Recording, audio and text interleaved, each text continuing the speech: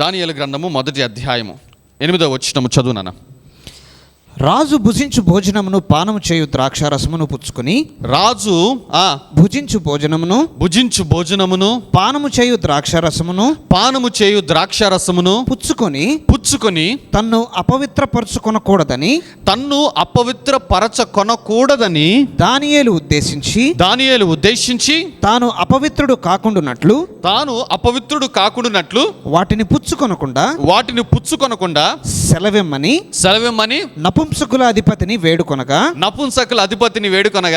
దేవుడు నపుంసకుల అధిపతి దృష్టికి దానియేలునకు కృపా కటాక్షము నొందని అనుగ్రహించును కనుక. చాలండి. ఇక్కడ దానియేలు యొక్క తన స్నేహితుల యొక్క జీవితంలో జరిగిన కొన్ని విషయాలను దేవుడు రాసి ఉంచాడు. ఎందుకు భక్తుల జీవితాలని దేవుడు తన గ్రంథంలో రాయించి అది మనము చదవటానికి ఎందుకు ఈ రీతిగా మనకు వెసులుబాటు కలుగ చేశాడు అంటే, ఇదిగో ఇక్కడ దానియేలు శ్రమలో ఉన్నాడు.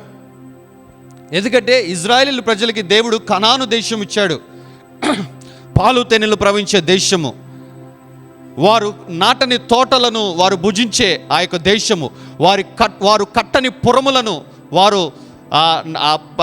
నాటని తోటలను అనుభవించే ఆ యొక్క దేశంలో వారు ఉన్నారు.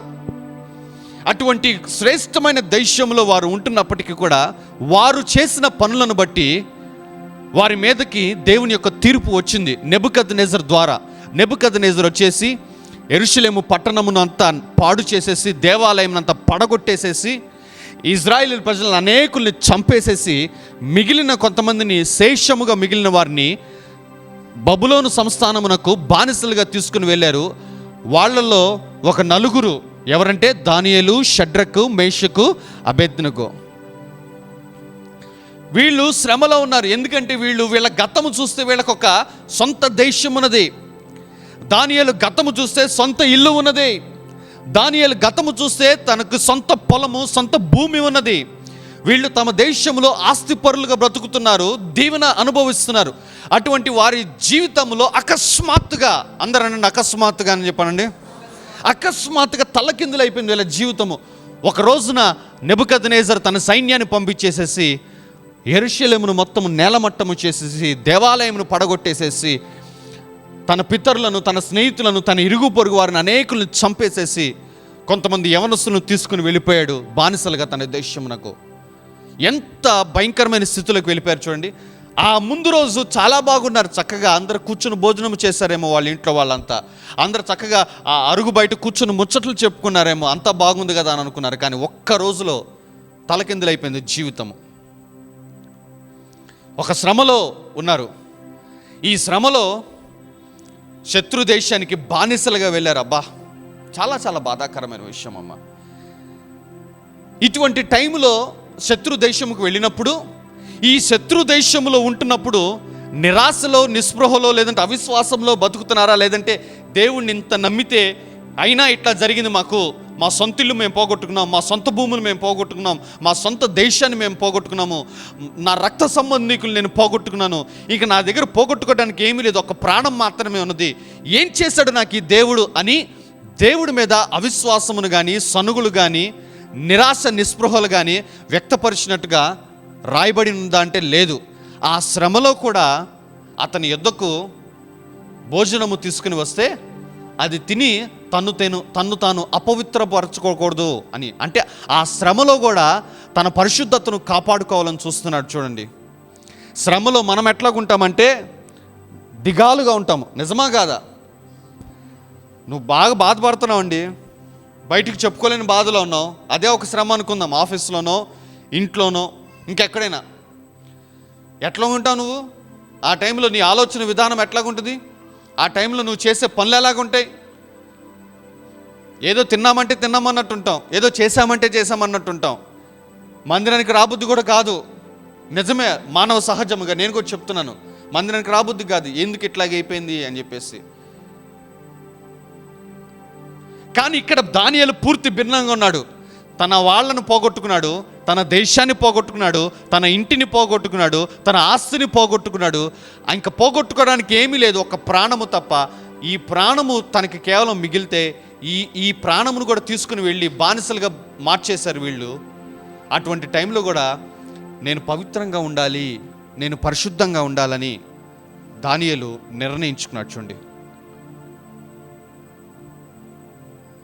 నీ శ్రమలో నువ్వు ఎట్లాగుంటున్నావు, నీ కష్టముల్లో నువ్వేం చేస్తున్నావు, భక్తినే వదిలేస్తున్నావా, దానియేలులాగుంటున్నావా, విశ్వాసాన్ని వదిలేస్తున్నావా, దానియేలులాగుంటున్నావా? నేను ఆశ్చర్యపడ్డాను దేవుడు నాతో మాట్లాడుతున్నప్పుడు. అరే, అంత పోగొట్టుకున్నా కూడా పరిశుద్ధతను పోగొట్టుకోకూడదని ఒక యవనస్తుడు ఎట్లా నిలబడ్డాడు? ఏమంటున్నాడు చూడండి, తన దగ్గర తీసుకొచ్చింది మామూలుది కూడా కాదు. రాజు భుజించు భోజనము, చదవమ్మా 8వ వచనము. రాజు భుజించు భోజనమును, రాజు భుజించు భోజనమును, పానము చేయు ద్రాక్షరసమును, రాజు పానము చేయు ద్రాక్షరసమును పుచ్చుకొని తన్ను అపవిత్రపరచుకొనకూడదని దానియేలు ఉద్దేశిస్తున్నాడంట. దానియేలు ఆలోచిస్తున్నాడు, అరే ఇది నేను తినకూడదు, ఇది అన్యులు తినేది, ఇది నేను తాగకూడదు, ఇది అన్యులు తాగేది, ఇది మాకు వ్యతిరేకము, ఇది ధర్మశాస్త్రములు మేము చేయకూడనిది. ఇది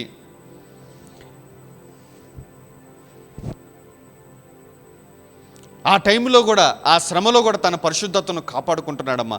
పాస్టర్ గారు, ఇప్పుడు నేను శ్రమలో ఉన్నాను పాస్టర్ గారు, ఇప్పుడు నేను ఎట్లాగా ఉండాలి, నన్ను నేను అపవిత్రపరచుకోకుండా ఎట్లా చూసుకోవాలి అంటే, ఎస్, నేను చెప్తున్నానమ్మా, నీవు ఇప్పుడు ఎదుర్కొంటున్న శ్రమ లేదా భవిష్యత్తులో నువ్వు ఎదుర్కోబోయే శ్రమ గురించి ప్రవచనంగా దేవుడు చెబుతున్నాడేమో. నీ శ్రమలో నీ పరిశుద్ధతను నువ్వు జాగ్రత్తగా కాపాడుకోవాలి. దేవునికి స్తోత్రం కలుగును గాక.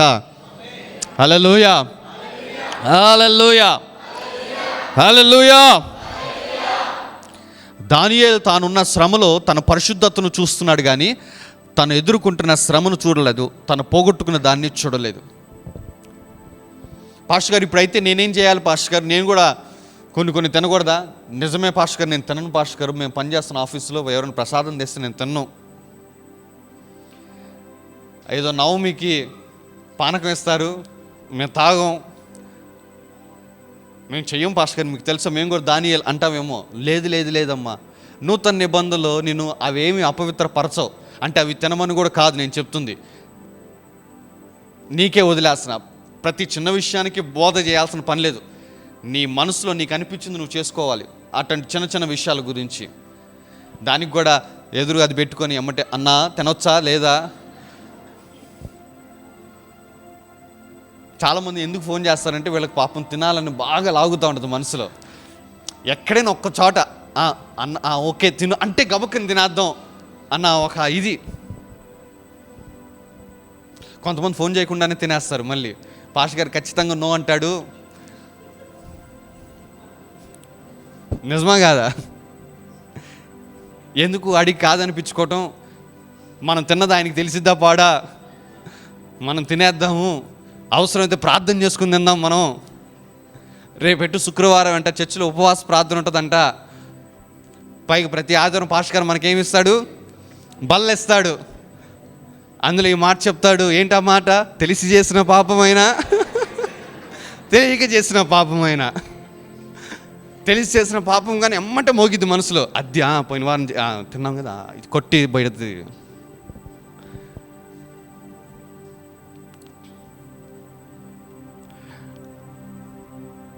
పాత నిబంధనలో నిజంగానే మనుషులు తినే ఆహారం బట్టి అపవిత్రపరచబడతారు. అందుకే యూదులకి దేవుడు కొన్ని కట్టుదిట్టమైన విషయాలు చెప్పాడు, ఏవి తినాలో ఏవి తినకూడదో అని చెప్పేసి. బట్ నూతన నిబంధనలో మనల్ని అపవిత్రపరిచేది ఏంటి? మత్తయి సువార్త 15వ అధ్యాయము, మత్తయి సువార్త 15వ అధ్యాయము 10వ వచనము 11వ వచనము. జన సమూహములను పిలిచి మీరు విని గ్రహించుడి. నోట పడునది మనుషుని అపవిత్రపరచదు. హలో, అదిగో నోట పడేది మనుషుని అపవిత్రపరచదు. అంటే తినేమని కాదు, మరలా చెప్తున్నా. కొంతమంది వాళ్ళకు వచ్చిన వాగ్దానాలు కూడా స్టేటస్లో పెట్టరు, ఇట్లాంటి పెడతా ఉంటారు స్టేటస్లో. నోట పడునది మనుషులను అపవిత్రపరచదు అని చెప్పేసి. మీరు నిజమేనమ్మా, మరి నువ్వు తినేది నిన్ను అపవిత్రపరచదు. ఎందుకంటే నూతన నిబంధనలో మనము తన యొక్క రక్తము చేత పవిత్రపరచబడ్డాము, కడగబడ్డాము. అమూల్యమైన రక్తము, నిష్కలంకమైన రక్తము. అటువంటి రక్తం మనల్ని ఆల్రెడీ పరిశుద్ధపరిచిన తర్వాత పొద్దున్న తింటే నెక్స్ట్ రోజుకు ఉండదు, అది మనల్ని ఎట్లా అపవిత్రపరిచిద్ది? యేసుక్రీస్తు ప్రభువు అదే చెప్తున్నాడు, నూతన నిబంధన గురించి మాట్లాడుతున్నాడు. జన సమూహములను పిలిచి తన యొద్దకు పిలిచి మీరు విని గ్రహించుడి, మీరు విని గ్రహించండి. నోట పడునది, నోట పడేది మనుషుని అపవిత్రపరచదు, మనుషులను అపవిత్రపరచదు, కానీ నోట నుండి వచ్చునదియే, నోట నుండి వచ్చునదే మనుషుని అపవిత్రపరచునని, మనుషుని అపవిత్రపరచును. నోట నుండి వచ్చేదేంటి? మాటలు. నూతన నిబంధనలో నిన్ను అపవిత్రపరిచేది నువ్వు తినేది కాదు. నూతన నిబంధనలు నేను అపవిత్రపరిచేది ఏంటో తెలుసా? నువ్వు పలికే మాటలు. దానియేలు తను ఉన్న శ్రమ కాలంలో, తాను ఉన్న కష్టకాలంలో తాను అపవిత్రపరచుకోకుండా జాగ్రత్త పడాలి. జాగ్రత్త పడ్డాడు. నీకు కూడా అదే అప్లై అవుతుంది. నీవు ఉంటున్న ఈ ఫేజ్లో, నువ్వు ఉంటున్న ఈ కష్టకాలంలో, లేదా నువ్వు ఎదుర్కోబోతున్న ఆ యొక్క ఇబ్బందిలో నువ్వు కూడా నిన్ను నువ్వు అపవిత్రపరచుకోకుండా చూసుకోవాలి. అయితే ఇప్పుడు నూతన నిబంధనలో నోట పడేది కాదంట అపవిత్రపరిచేది, ఏంటంట? నోట నుండి వచ్చేది అపవిత్రపరిచిద్ది. ఏం నోటి నుండి వచ్చింది? నీ నోటి నుంచి అవిశ్వాసము. జాగ్రత్త. అందుకే యేసుక్రీస్తు ప్రభువారు కీర్తనల గ్రంథములో 1వ అధ్యాయంలో రాసి ఉంచాడు ఈ మాట, దుష్టుల మధ్యలో ఉండమాకండి అన్నాడు. ఎందుకు? కాసేపు వాళ్ళతో ఉన్నాం కన్నా తెలుసో తెలియకో నిజంగానే నీ నోటమ్మట అదే వచ్చేసింది, అవిశ్వాసము. ఇంకంతే ఉంటుందిరా అని చెప్పేసేసి నువ్వు ఏది పడితే అది మాట్లాడకూడదు. ఎందుకు? నువ్వు ఉన్న కాలం ఏంటి? శ్రమ కాలంలో ఉన్నావు, పరీక్ష కాలంలో ఉన్నావు. పరీక్ష కాలంలో నువ్వు ఎట్లా పడితే అట్లా ఉండటానికి వీల్లేదమ్మా.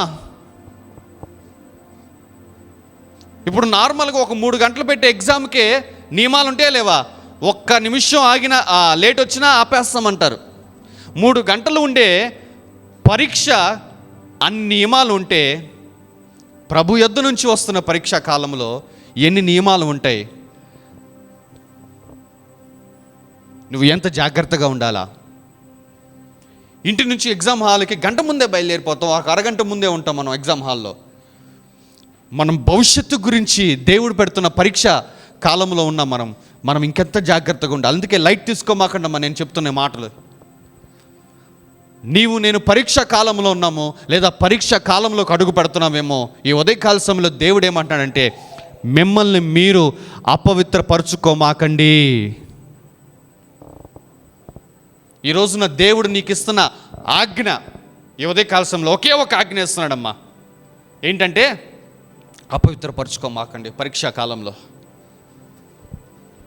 చాలామంది ఈ పరీక్ష కాలంలోనే అపవిత్రపరుచుకుంటూ ఉంటారు.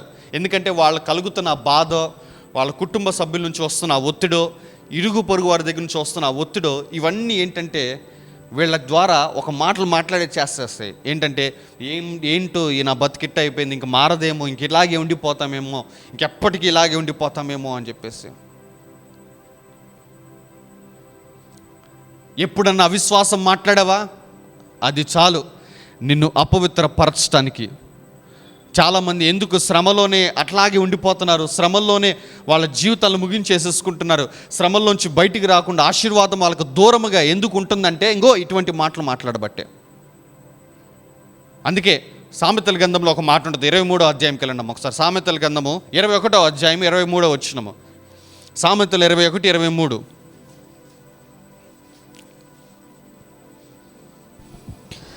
నోటిని నాలుకను, బాబా మంచిగా చదువయ్యా. ఏంటంట? నోటిని నాలుకను భద్రము చేసుకునేవాడు. ఏం చేసుకోవాలంట? భద్రము చేసుకునేవాడు శ్రమల నుండి తన ప్రాణమును కాపాడుకొనును. తన ప్రాణమును ఏం చేసుకుంటాడట? కాపాడుకొనును. శ్రమకి నోటికి ఏందండి లింకు అని ఇంతకు నుంచి నీకేమైనా డౌట్ ఉంటే మైండ్లో ఇగో లేఖనము చెబుతుంది. నోటిని నాలుకను భద్రము చేసుకునేవాడు వాడు వెళుతున్న శ్రమలో నుండి కాపాడబడతాడు అంటున్నాడు. అందుకే అంటున్నాను, అపవిత్రపరచుకోమాకండి, అపవిత్రత అంటనివ్వమాకండి, అవిశ్వాసం మాట్లాడమాకండి, నెగిటివ్ మాట్లాడమాకండి, జరగదు అని అనుకోమాకండి, జీవితం అలాగే ఉంటుంది అని అనుకోమాకండి. దేవుని మీద విశ్వాసాన్ని వదిలేయమాకండి.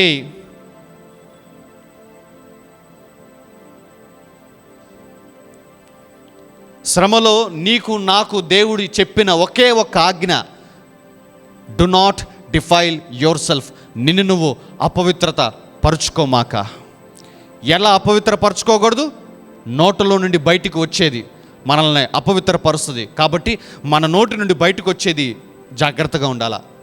ఎప్పుడు మనం జాగ్రత్తగా ఉండాలమ్మా మనం మాట్లాడే మాటల్లో. కానీ మరి ముఖ్యంగా పరీక్షా కాలంలో ఇంకా జాగ్రత్తగా ఉండాలా, కష్టకాలంలో ఇంకా జాగ్రత్తగా ఉండాలా. అవిశ్వాసం మాట్లాడమాకండి.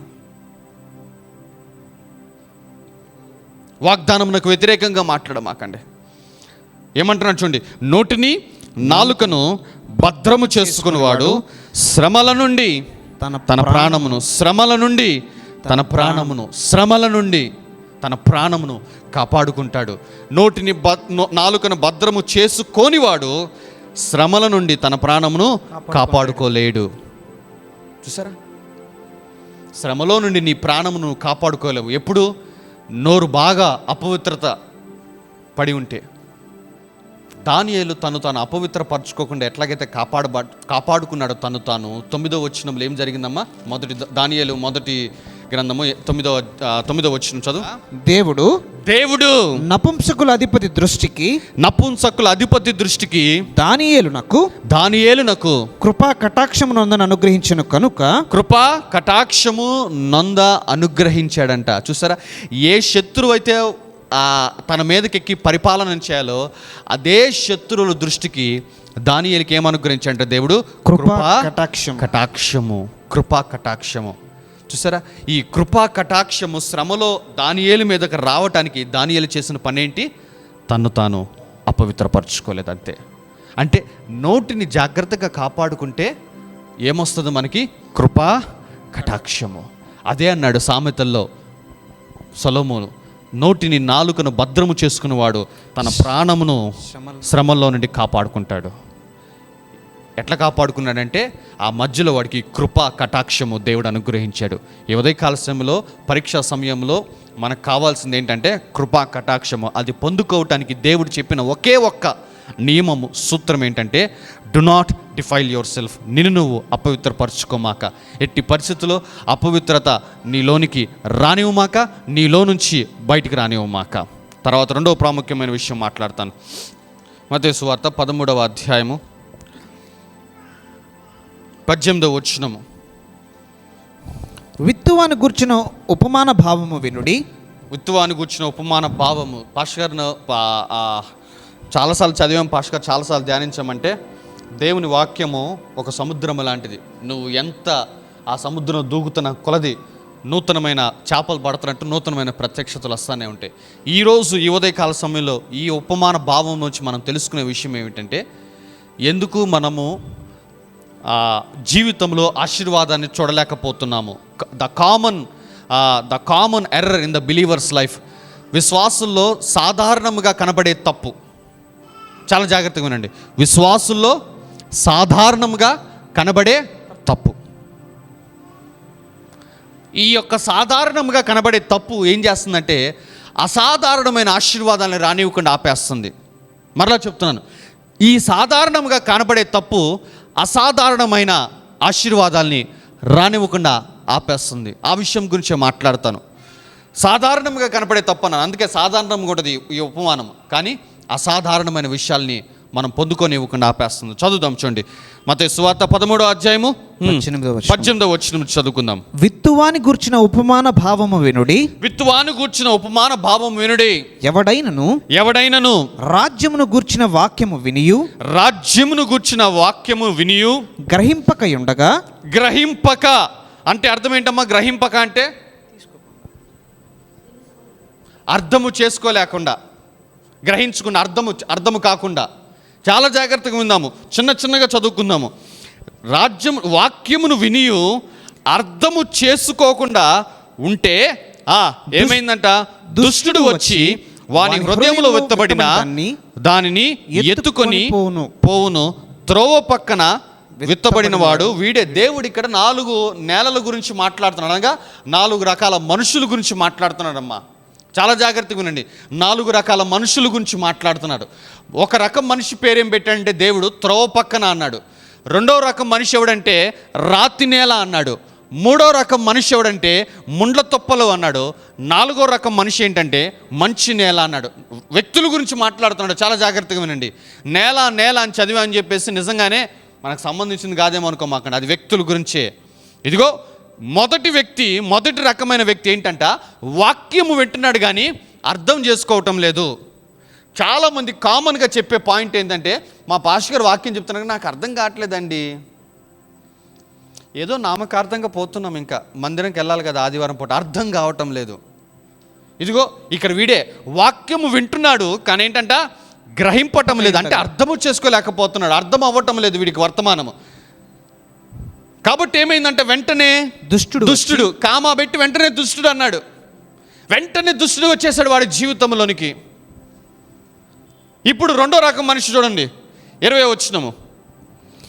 రాతి నేలన విత్తబడిన వాడు వాక్యము వింటాడు. మొదటి వాడు కూడా వాక్యం విన్నాడు కానీ వాడేం చేశాడు, అర్థం చేసుకోలేదు.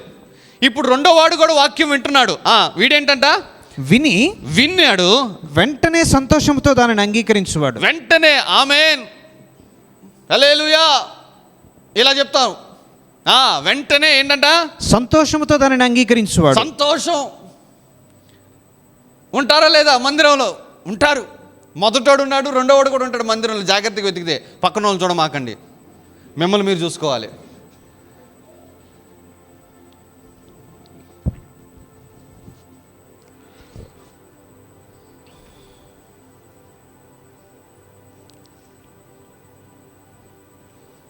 మరలా చదువునానా.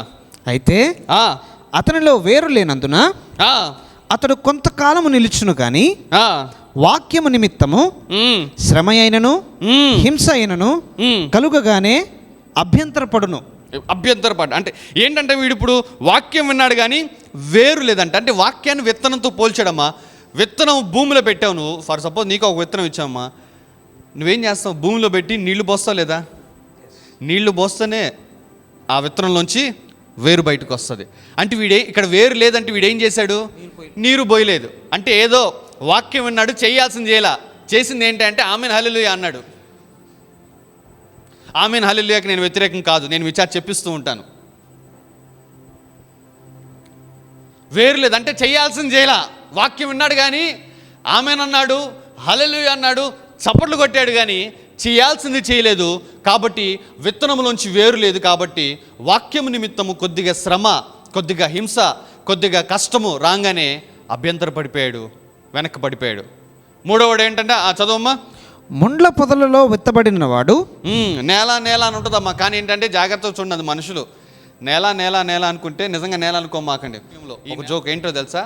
ఒకసారి ఒక భర్త ఒక భార్య వాళ్ళతో పాటు ఒక అత్తని అనగా భార్య యొక్క అమ్మని ముగ్గురు కలిసి యెరూషలేం ట్రిప్ వెళ్ళారు. యెరూషలేంకి వెళ్ళారు. ఎందుకు చూద్దామని చెప్పి మనలాగా. మరి ఏమైంది ఏమో తెలియదు కానీ అత్తగారు అక్కడ చచ్చిపోయారు. ఏది? భార్య యొక్క అమ్మ.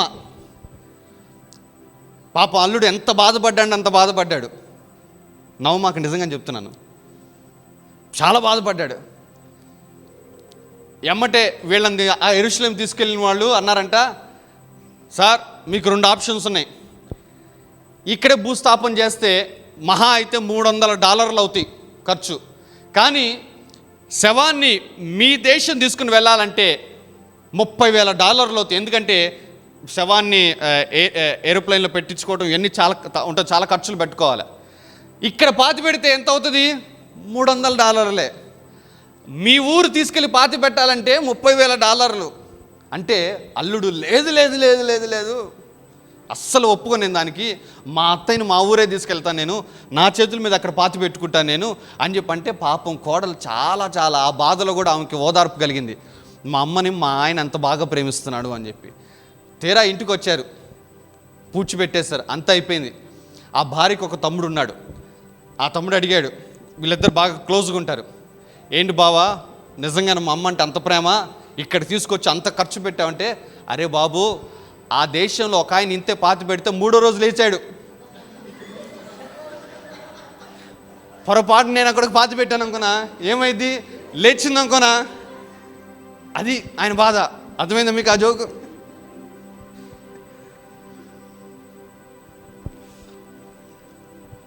వాక్యంలోకి వెళ్ళిపోతాం, సమయం అయిపోయింది. 22వ వచనం, మత్తయి సువార్త 13వ వచనం. ముండ్ల పొదలలో విత్తబడిన వాడు వాక్యము వినువాడే కానీ ఐహిక విచారమును ధనమోసమును ఆ వాక్యమును అణిచివేయును కనుక వాడు నిష్ఫలుడగును. అది వీడు కూడా వాక్యం విన్నాడు. చూడండి, ఆ మొదటివాడు వాక్యం విన్నాడు, రెండోవాడు వాక్యం విన్నాడు, మూడోవాడు వాక్యం విన్నాడు. ముగ్గురు జీవితాల్లో ఏమైనా అద్భుతాలు జరిగాయా? జరగలేదు. ఇక్కడే అర్థమవుతుంది, వాక్యం వింటే సరిపోదు. నేను అదే అంటున్నాను, వాక్యం వింటే అద్భుతాలు జరగవు, నువ్వేదో చేయాలా. ఆ రెండోవాడు విత్తనంకి నీరు పోయలేదంట, ఈ మూడోవాడు కూడా విత్తనం తీసుకున్నాడు కానీ దాని మీద శ్రద్ధ పెట్టలేదు. వీడికున్న మిగతా పరిస్థితులు, ఈఎంఐలు, లోన్లు, అప్పులు, వడ్డీలు, ఇవన్నీ ఏం చేసిందంటే దీనిని నొక్కేసేసింది. అంటే విశ్వాసం బయటికి రానియకుండా నొక్కిపడేసేసింది. వీడు కూడా అద్భుతం పొందుకోలేదు. 4వ వాడు చదువుదాం. మంచి నేలను విత్తబడినవాడు వాక్యము విని గ్రహించువాడు. వాక్యం విని అర్థం చేసుకునేవాడు. వాక్యము విని ఏంటంట? అర్థం చేసుకునే. The man who understands the word is the good man, is the good soil.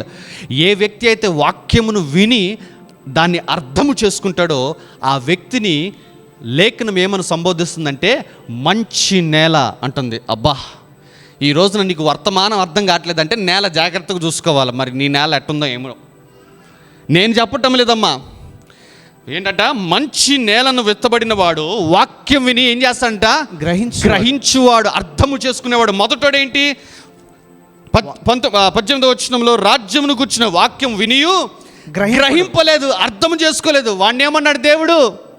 త్రోవ పక్కన వీడికి. రెండోవాడు వాక్యం విన్నాడు, వాడికి కూడా అర్థం కాల. అర్థం చేసుకోవడానికి వీడేమీ చేయలేదు, అంతే, దాన్ని వదిలేశాడు. వేరు లేదు, చనిపోయింది. మూడోవాడు కూడా అంతే, వాక్యం విన్నాడు, దాన్ని అర్థం చేసుకోలేదు, పక్కన పెట్టేసాడు. ఎందుకంటే వీడికి చాలా చాలా ఒత్తిళ్ళు ఉన్నాయి. కుటుంబ బాధ్యత, ఇంటి బాధ్యత, ఇంకా ఆఫీసు బాధ్యతలు ఇవన్నీ ఉన్నాయి. వీడు కూడా దాన్ని అర్థం చేసుకోవడానికి గ్రహించలేదు, సమయం పెట్టుకోలేదు. 4వ వాడి గురించి లేఖనం ఎంత స్పష్టంగా చెబుతుంది చూడండి. మంచి నేలను విత్తబడిన వాడు ఎవడంటే వాక్యము విని గ్రహించువాడు. నీకు వాక్యం అర్థమవుతుందా? ఈ ఉదయకాల సమయంలో ఒక్కసారి అడుగుతున్నాను. పాస్టర్ గారు అర్థం కావటం లేదు పాస్టర్ గారు అంటే అర్థం చేసుకోవడానికి ఎంత ప్రయత్నిస్తున్నావు? ఇంకా స్పష్టంగా చెప్తానమ్మా, ఇంకా పాయింట్అవుట్ చేసి చెప్తాను. వాక్యము కాదు, నీకు దేవుడిచ్చిన వాగ్దానము ఎంత అర్థం చేసుకున్నావు? దైవజనుడు నీ మీద ప్రవచించిన ఆ ప్రవచనము నువ్వు ఎంత అర్థము చేసుకున్నావు? ఎవడైతే వాక్యము విని దాన్ని గ్రహించువాడో ఏంటంట? వాడు మంచి నేల అన్నాడు. ఏమంటున్నాడు చూడండి, అట్టివారు సఫలు. ఏమంట? అట్టివారే. వాక్యమును విని అర్థం చేసుకునేవాడే ఏమవుతాడంట? సక్సెస్. వాడే సఫలుడు అవుతాడు. అర్థమైందా మీకు ఆ మాట? వాక్యమును వింటే సరిపోదు, వాక్యమును అర్థము చేసుకుంటే వాడు జీవితంలో ప్రతిదాన్ని అర్థం చేసేసుకుంటాడమ్మా. వాడు అప్పుల్ని ఎట్లా తీర్చేసుకోవాలో అర్థం చేసుకుంటాడు, వాళ్ళ అత్తయ్యని ఎట్లా కంట్రోల్లో పెట్టుకోవాలో అర్థం చేసుకుంటాడు. ఇంత ఒకటోడి కాడికి అదే లేదు పాపం. కానీ వాడు మాత్రం ఒకటి అర్థం చేసుకున్నాడు, ఆ నేలలో పాతి పెడితే 3వ రోజు లేచాడంట ఆయన. పొరపాటున ఆమెను కూడా పాతి పెడితే లేస్తే పరిస్థితి ఏంటి? ఇప్పుడు చెప్పండి, వాడు ఎంత ఆనందపడి ఉంటాడు ఆమె దావంగానే. ఇంట్లో రూమ్లోకి వెళ్ళిపోయి ఉంటాడు, హెవీ సౌండ్ పెట్టుకొని మంచి తీన్మార్ డ్యాన్స్ వేస్తుంటాడు.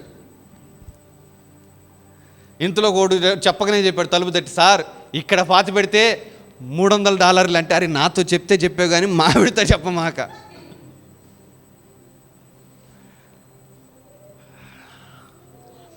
లేఖనం ఎంత స్పష్టంగా చెప్తుంది చూడండమ్మా. ఎవరు సఫలులు అవుతారు? మంచి నేల. ఈ మంచి నేల అంటే ఏంటి? వాక్యమును విని అర్థం చేసుకునేవారు.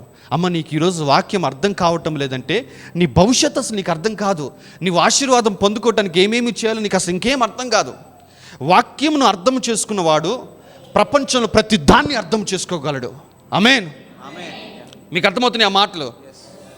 ఏమన్నా ఇంకో యేసుక్రీస్తు ప్రభువారు చెప్తున్న మాట మా, ఇది ఎవరో ఒక పరిసయుడు లేదంటే ఇంకా యేసుక్రీస్తు ప్రభువారు శిష్యులు చెబుతున్న మాట కాదు, సాక్షాత్తు మన ప్రభువు మన రక్షకుడు చెబుతున్న మాట. అట్టివారు సఫలులవుతారు. ఆ ముందు ముగ్గురు సఫలులు కాలేదు, వీడొక్కడే సఫలుడయ్యాడంట. చూడండి ఏంటంట, అట్టివారు సఫలులై ఒకడు 100 ఒకడు 100 ఒకడు 60 ఒకడు 60 ఒకడు 30 ఒకడు 30 ఫలించున నేను. అందుకే వాక్యాన్ని అర్థము చేసుకోండి అంటాను నేను. అందుకే ఇంటికి వెళ్ళాక కూడా నోట్స్ రాయండి అని చెప్పేది. అందుకే యూట్యూబ్లో అప్లోడ్ చేయగానే మరలా వినండి అని చెప్పేది. ఎందుకంటే ఎంత ఎక్కువగా ఒక వర్తమానంలో సారం నువ్వు గ్రహించగలుగుతావో అంత జ్ఞానం నీ లోపలికి వెళ్ళిన తర్వాత, నేను చెప్తున్నానమ్మా, ఇంకా నీకు అర్థం కాని సమస్య ఆఫీస్లో ఉన్నా దాన్ని అర్థం చేసుకోగలవు. నీ కుటుంబంలో ఒక సమస్య ఉన్నా దాన్ని ఎట్లా సాల్వ్ చేయగలవో నువ్వు అర్థం చేసుకోగలవు. ఇంకా నీకున్న అప్పులు, నీకున్న అనారోగ్యం, ప్రతి దాన్ని నువ్వు అర్థం చేసుకోగలవు. ఎందుకంటే నువ్వు వాక్యాన్ని అర్థం చేసుకున్నావు. మనం ఏం చేస్తామంటే వాక్యాన్ని అర్థం చేసుకోం, మిగతాది అడుగుతాం. ఇదేం చేయాలో అర్థం కావటం లేదు పాస్టర్ గారు, వీడిని ఎట్లా మార్చాలో అర్థం కావటం లేదు పాస్టర్ గారు, ఆ అమ్మాయిలు ఎట్లా మార్పు తేవాలో అర్థం కావటం లేదు పాస్టర్ గారు, అసలు ఏం చేయాలో నాకు అర్థం కావట్లేదు. ఎందుకు ఇవేమి అర్థం కావటం లేదు తెలుసా? వాక్యం అర్థం కాల నీకు. వాక్యం అర్థమైందా, ప్రతిదానిని నువ్వు అర్థం చేసుకుంటావు. ఎవడైతే వాక్యాన్ని లోతుగా అర్థం చేసుకుంటాడో వాడు అర్థము చేసుకున్న దాన్ని బట్టి వాడి ఆశీర్వాదం ఉంటుంది. అందుకే ఒకడు 100 ఇంకోటి ఏంటంట 60 ఇంకొకడు 30. అంటే మీ 30 వాడు కొంచెమే అర్థం చేసుకున్నాడు కాబట్టి కొంచెం ఆశీర్వాదము. ఈ 60 వాడు ఇంకొంచెం అర్థం చేసుకున్నాడు కాబట్టి ఇంకొంచెం ఆశీర్వాదము. కానీ 100 అన్నాడు చూసావా, వాడు అసలు వాక్యాన్ని తవ్వాడు. ఒక్క వచనములోంచి దాదాపు 100 ప్రత్యక్షతలు బయటికి తెస్తున్నాడేమో. దేవుడు అన్నాడు 100 ఫలిస్తాడు. ఎందుకంటే లేఖనాన్ని తవ్వి తీసేవాడు ప్రతి సమస్యకు కూడా పరిష్కారము తవ్వి తీయగలడు. హల్లెలూయా. నేను చెప్తున్నానమ్మా, నీవు గనక వాక్యాన్ని అర్థం చేసుకునే బిడ్డవైనట్లయితే నీ జీవితంలో ప్రతి దాన్ని నువ్వు అర్థం చేసుకోగలవు. You can easily read everything, కాబట్టి ఉదయకాల సమయంలో దేవుడు నీకు చెబుతున్న మరొక ఆజ్ఞ ఏంటంటే, అండర్స్టాండ్ ద ప్రామిస్. నీకు ఇవ్వబడిన వాగ్దానము, నువ్వు వింటున్న వాక్యమును ఎంత ఎక్కువగా అర్థం చేసుకుంటున్నావు. మొదటివాడంట విన్నాడంట, రెండోవాడు విన్నాడు, మూడోవాడు విన్నాడు. మీలో పాస్టర్ గారు నాకు అర్థం కావటం లేదు పాస్టర్ గారు వాక్యం అంటే, నువ్వు అర్థం చేసుకోవడానికి ప్రయత్నించడం లేదు అంతే. నేను మీకు యూట్యూబ్లో నేను కొన్ని ఎపిసోడ్స్ పెట్టాను. నేను దేవుని స్వరాన్ని లోతుగా వినటం అనే ఎపిసోడ్స్ పెట్టా. అందులో 2వ ఎపిసోడ్ నేను చేశాను. 2వ ఎపిసోడ్ మీరు ఇంటికి వెళ్ళాక చూడండి. అందులో ఈ యొక్క విషయం గురించి నేను మాట్లాడాను. చాలామంది విశ్వాసులు చేసే పొరపాటు ఏంటంటే, మత్తయి సువార్త చదువుతారు, సువార్తలు చదువుతారు, ఇట్లా చదువుతూ వెళ్ళగానే ప్రకటన గ్రంథం దగ్గర రాగానే చదవటం ఆపేస్తారు. ఎందుకంటే అర్థం కాదంటారు. పాత నిబంధనల కీర్తనల పుస్తకం చదువుతారు, బాగా సామెతలు చదువుతారు, చరిత్ర, మొదటి రాజులు, 2వ రాజులు అన్నీ చదువుతారు. యెహెజ్కేలు దగ్గర రాగానే ఆపేస్తారు. ఏంటి అంటే అర్థం కావు అదని చెప్పేసి. అంతకు ముందున్న అధ్యాయాలు అర్థమైనవి, అంతకు ముందున్న పుస్తకాలు అర్థమైనవి. ఆ పుస్తకం ఎందుకు అర్థం కావటం లేదని ఎప్పుడైనా కూర్చొని ఎందుకు ఇది అర్థం కావటం లేదు, అది కూడా దేవుని ప్రేరేపణ చేత రాయించబడింది, ఇది కూడా దేవుని ప్రేరేపిత చేత రాయించబడింది. బహుశా ఈ అర్థం కాని మాటలు నా జ్ఞానానికి మించి ఉన్నాయేమో, నా యొక్క వివేకానికి మించి ఉన్న మాటలేమో. కాబట్టి నా జ్ఞానానికి మించి ఉన్న మాటలు, నా వివేకానికి మించి ఉన్న మాటల్ని నేను అట్లా స్కిప్ చేయకూడదు, కూర్చొని దాని మీద చదువుదాము, అర్థం చేసుకోవడానికి ప్రయత్నిద్దామని చేయరు చాలామంది విశ్వాసులు. అందుకే ప్రకటన గ్రంథం చదవరు, యెహెజ్కేలు చదవరు, ఇంకా బైబిల్లో కొన్ని అధ్యాయాలు ఉంటాయి, కొన్ని పుస్తకాలు ఉంటాయి, మనుషుడి యొక్క జ్ఞానానికి అబౌవ్గా ఉంటాయి. అలాగే చాలామంది విశ్వాసులు, అరే పోయిన వారం పాస్టర్ గారు చెప్పిన వాక్యం అర్థమైందిరా, అంతకుముందు వారం చెప్పిన వాక్యం చాలా బాగా అర్థమైందిరా, ఎందుకు ఈ వారం నాకు అర్థం కాలేదురా, అర్థం కాలేదురా అనమాక. అంతకుముందు చెప్పింది కూడా ఆయనే వాక్యం, ఆ ముందు వారం కూడా చెప్పింది ఆయనే. ఆ ముందు వర్తమానాలు అర్థమైనవి, ఈ వర్తమానం అర్థం కాలేదంటే ఈ వర్తమానం నీ జ్ఞానానికి మించి ఉంది అని నువ్వు ఎందుకు అర్థం చేసుకోలేకపోతున్నావు? అరే, నా జ్ఞానానికి మించి ఉన్న ఈ మాటల్ని నేను కొద్దిగా పాస్టర్ గారి దగ్గర వ్యక్తిగత సమయం తీసుకుని, పాస్టర్ గారు నాకు మరలా ఈ వర్తమానం చెప్పండి, నాకు అర్థం కాలేదని ఎందుకు అడగలేదు? నువ్వు అడగాలి. ఎందుకంటే వాక్యమును విని గ్రహించువాడు సఫలుడవుతాడు. నేను చెప్తున్నానమ్మా, నీకు నీ సబ్జెక్ట్స్ అర్థం కావట్లేదా? ఎగ్జామ్స్లో నువ్వు పాస్ అవ్వటం లేదా? వాక్యమును గ్రహించు, సబ్జెక్ట్ అంతా అర్థమైపోతుంది నీకు.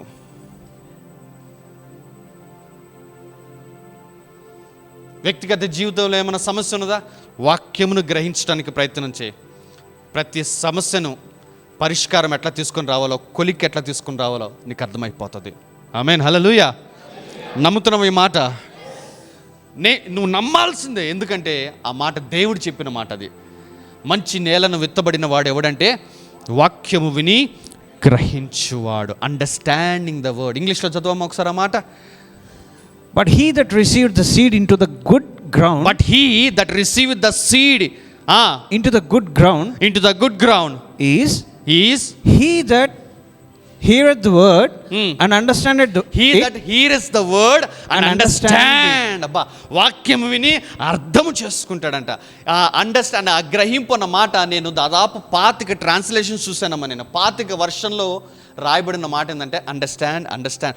ఒక్క ట్రాన్స్లేషన్లో అయినా మారిద్దేమో అని చూసాను నేను. ప్రతి ట్రాన్స్లేషన్ ఏమనుందంటే అండర్స్టాండ్, అర్థము చేసుకోవాలి. ఏ ట్రాన్స్లేషన్లో కూడా, ఏ తర్జుమా చేసిన వాడు కూడా ఆ పదమును వేరే పదంతో మార్చలేదు. ప్రతి వాడు పెట్టిన పదం ఏంటంటే వాక్యమును విని అర్థము చేసుకునేవాడు. అట్టివారు సఫలులు, అట్టివారే సఫలులు అవుతారంట. అందుకే దేవుడు అన్నాడు, అతడు చేయునదంతయు సఫలము. ఎప్పుడు? వాక్యమును విని అర్థము చేసుకుని. అతడు చేయునదంతయు సఫలమవుతుందంట. వాక్యం వినేవాడికి కాదు సఫలమయ్యేది, మందిరానికి వెళ్ళేవాడికి కాదు సఫలమయ్యేది, వాక్యమును విని అర్థము చేసుకునేవాడికి. మరలా చెప్తున్నానమ్మా, వాక్యమును అర్థం చేసుకున్నావా, ప్రతి దానిని నువ్వు అర్థం చేసుకోగలవు.